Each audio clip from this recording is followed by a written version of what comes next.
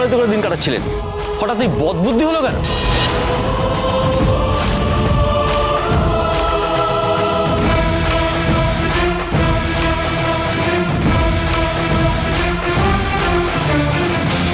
কি ম্যাজিশিয়ান, মুখোশ এটেও শেষ রক্ষা করতে পারলেন না?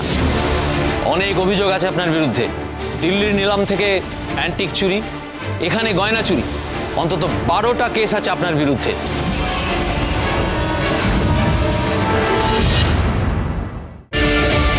আপনি মুখোশ পরে বাজিমাত করতে চেয়েছিলেন, কিন্তু শেষ রক্ষা হলো না, মুখোশই আপনাকে ডোবালো।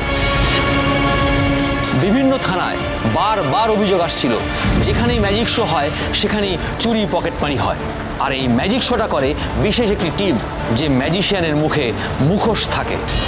আমরাও তদন্ত চালাচ্ছিলাম, মুখোশের আড়ালে এই মুখটা কার।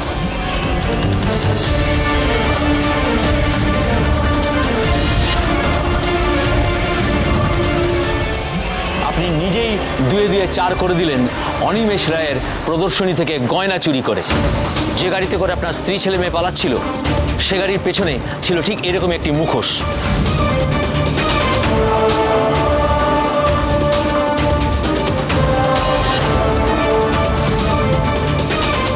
বাকি গল্পটা থানায় বসেই হবে। যে ক্রিমিনাল পুলিশকে যত বেশি দৌড় করায়, পুলিশও লকআপে তার জন্য বেশি সময় দেয়।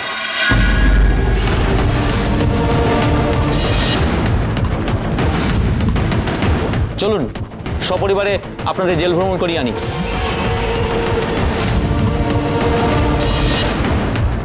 এই সবাইকে নিয়ে চলো।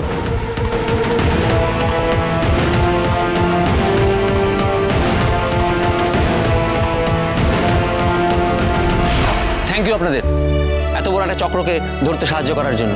আর স্পেশাল থ্যাঙ্কস 2 শালিককে। আপনাকে ধন্যবাদ আমাদেরকে বিশ্বাস করার জন্য।